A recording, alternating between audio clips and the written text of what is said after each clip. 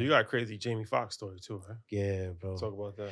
So, man, again, bless Mo. Like, God has been good to me. So, the first celebrity that I ever met in LA was Jamie Foxx. And again, knowing that I wanted to be a triple threat, knowing that I wanted to be an actor, singer, musician, that's somebody I looked up to. But that specific day, he was filming Django. So if you remember, he had the beard, the dirty beard. Hmm. So it's night, it's a party. So I feel somebody tap me on my shoulder, and he was like, "Yo, man, what's up?" I'm like, "Oh, what's up, bro? What's up, man?" Yo, bro, I'm a fan of you, man. I'm like, "Oh, thank you, bro. Thank you, man. For sure, bro. Yeah." For sure. Yo, bro, what's up, man? What's up, bro? I look and I'm like, oh wow, my bad, dog. My bad. So he was like, man, you're super talented, man. Me and Leonardo DiCaprio stop our show, stop filming and watch you do watch your show, watch Boss on set. We have everybody, we have Quentin Tarantino, everybody watch you, man. I'm like, yo, this kid is super special. And he was like, how long you been acting? I'm like, man, I've been acting, 6 months now. He was like, what? He's like, you ain't take class? Like, nah. He was like, oh, you like me? Okay, bet. Look, bro, let's come to my crib tomorrow. Let's talk. Let's da da da da. So go to his crib the next day. And he's like, so you've been acting. So what have you been da? So yeah, I was like, I do music too. He was like, you do? So go to his studio, play him records, and he's now blown away, bro. He's now blown away. And now he's like, yo, you are my little brother. Like, I got you forever. Like, whatever you need, I'm here for you. You're like me.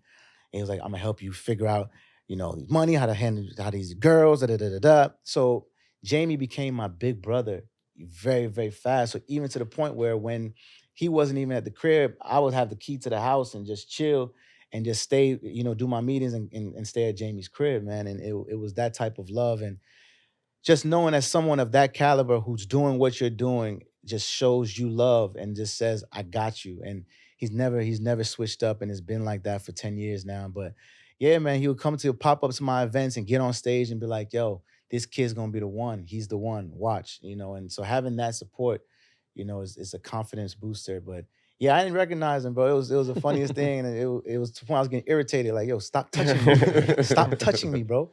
But it was dope, man. That's crazy. Yeah. So, is there a dream role that you see yourself wanting to play one day? Like you brought up Jamie, and I felt like Yeah. when we watched him in Ray, Yeah. he was born for that moment. Yes. Yes. Like, I mean, even comments said like they couldn't tell it was me, like Jamie and Ray, because you felt like yeah. you were watching Ray Charles. Yes. Is there a role out there that you've always dreamed of to say, yo, one day if the situation is right, I want to be this? I mean, I definitely want to be. I don't know for sure if it's a Marvel character, but I want to be a superhero, bro, and have my own franchise of it. Whether Mhm. it's a superhero or whether it's something of like a dope war veteran that goes through something crazy. But those two ideas I'm definitely fleshing out. But also like having like a franchise romantic comedy, like a Meet the Fockers type of situation where it's funny as hell, but like it goes 3, 4, 5 movies, Yeah. and the dynamic of a Nigerian and another race families meeting and just be chaotic. You know what I mean? So something cool like that. But again, whatever it's gonna be, I definitely want the ownership of it. Definitely want the ownership of it.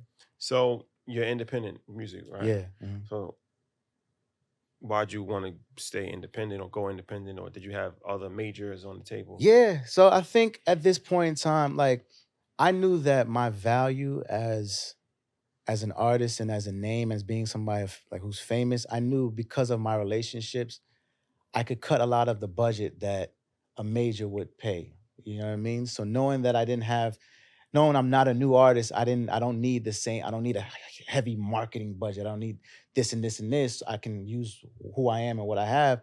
So if I keep my overhead low, and I know I have all these relationships, and I know I also have great music, and I know I can call the radio station and say, "Yo, da da da da da da." I was like, why would I ask for so much and pay back so much when I don't necessarily have to? Mhm. So I was like, nah, don't give me that much. Let's work this, and then everything out of that get me out of the red, and I'm in the black faster. Yeah. And so that's what I realized. But then again, you build the leverage to then sit with a major and say, let's partner instead of letting me be just an artist underneath them. Now it's like a 50-50 split, 80-20 split, whatever we work out. But I had to build that and show that, okay, and plus I keep majority of the money more than most artists who are on majors, in terms of deals. So it made more sense. Yeah, when you're doing those type of shows and deals, the power or the leverage that you built Yes. from acting Yes. helps in the music, right? Absolutely. Especially in negotiations. In negotiations. So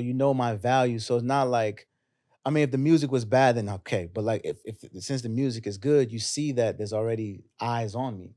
So okay, you don't have to do heavy lifting. Okay, it means I don't have to get a 500,000 budget that I need to do all this when you can give us 100, and we can do the same thing, and then we out of that 100 faster. Mhm. So that's kind of the mindset that I was at.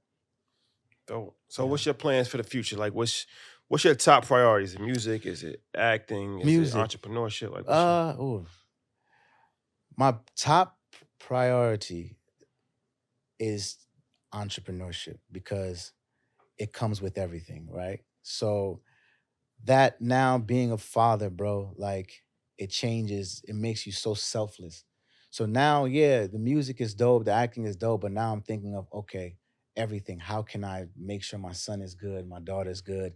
How can I um how can I protect their future? Okay, I put up money here that they can't touch. Maybe when they're 18, they can touch this. Or so I'm doing everything for them now. And I know being an entrepreneur allows all of this to take care of them. So selfishly before that, I would have definitely been like, oh, music for life. But now it's more so like entrepreneur to take care of my family.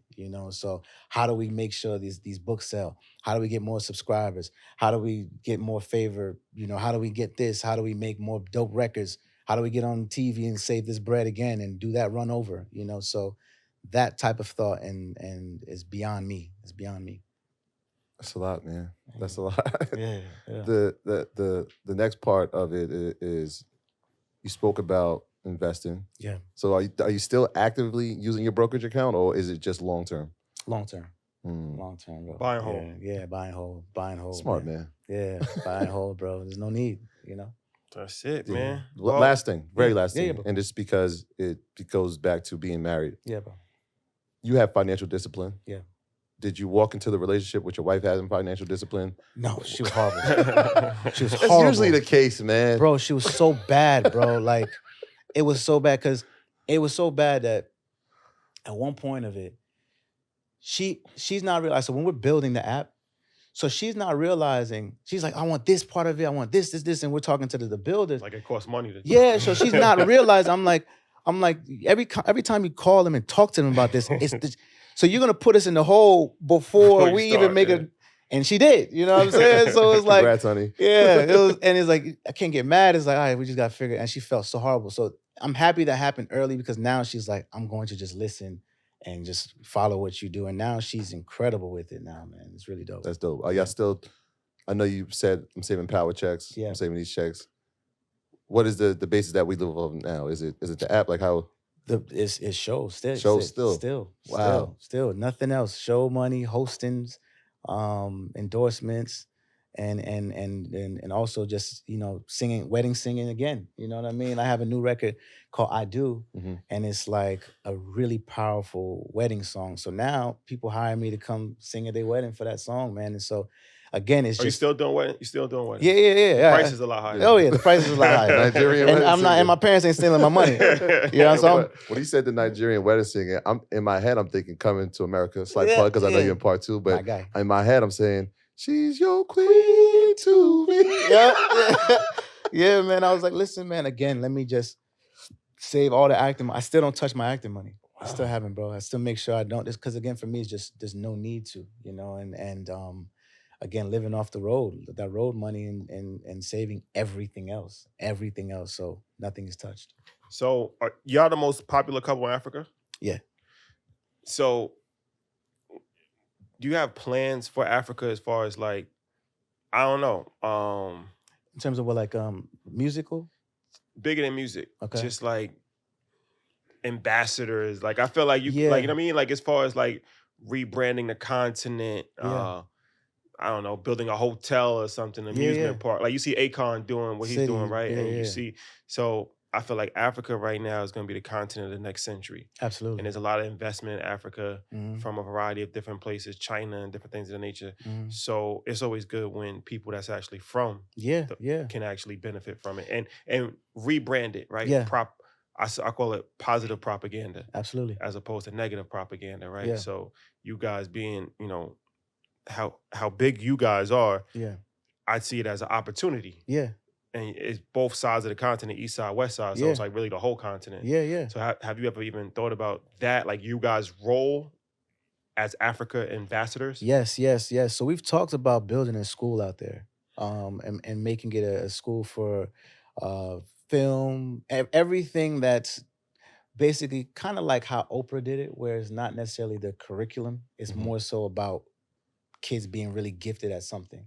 So if you're a really gifted singer, if you're a really gifted actor, if you're dope at sports, if you want engineering, it becomes not like STEM, but more like really just tailor-made school for just the gifted, at whatever they wanted to focus on. And so if you go and say, I like engineering, but I fell in love with music here, the curriculum will shift for you. So having that type of idea. So like the next 3 to 5 years, we'll definitely hone in on that. But and I don't know if it'll be in Nigeria or Tanzania, but obviously one of them. But yeah, definitely building a school out there, bro, for the gifted. So how's your kids like? Is it important for you to teach them they're African because they're growing up in Atlanta, they're Yeah, Americans? yeah. Is that something you think about, or you just let it happen Absolutely, organically? absolutely, absolutely. Again, like she's only been in America for 4 years. That's an African woman, she does not play, bro. You know what I'm saying? My girl that don't play. You know what I'm saying? So she, her morals as a mom are so beautiful. And then also, I was raised by African parents, like in a Nigerian household where it was I was just living in America, but my parents raised me as a Nigerian boy. So those principles are naturally instilled in us, and we're going to make sure that they have that, because it's really important.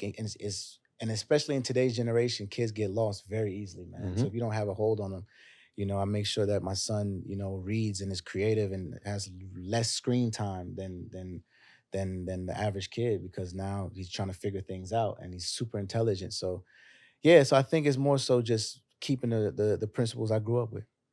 So last question, Yeah. Afrobeats. Yeah.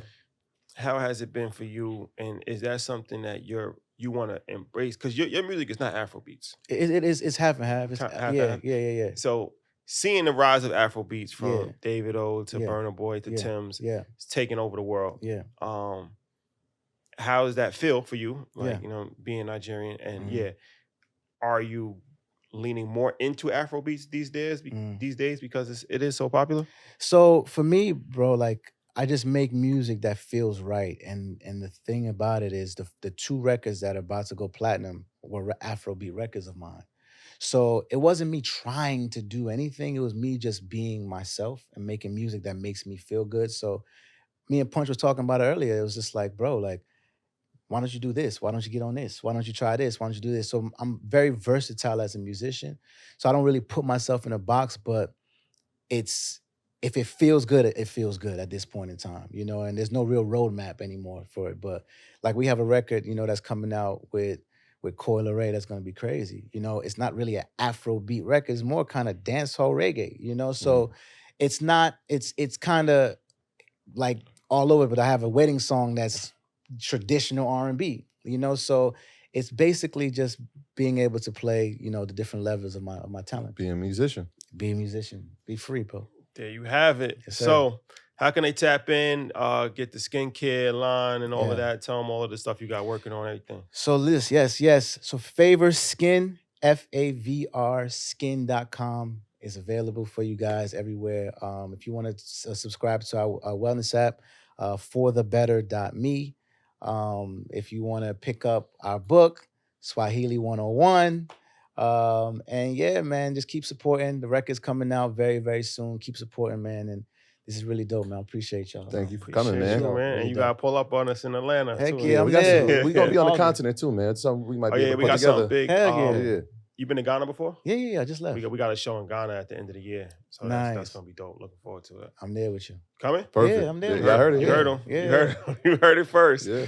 Troy, housekeeping items. Well, first, I'd like to just let everybody know if you're looking to book me as an actor, a method actor, please reach out to so@earnyourleisure.com. I can't say that. Well, reach out to him. But on a serious note, shout out to everybody on EYL University, all our earners, all the RPX people. It's been a beautiful, beautiful community. We were up in T-Dot, and we started a new chapter up there. So shout out to y'all. Shout out to the merch team. Everybody that's been supporting from day one, man. Love is love. Continue to build with us.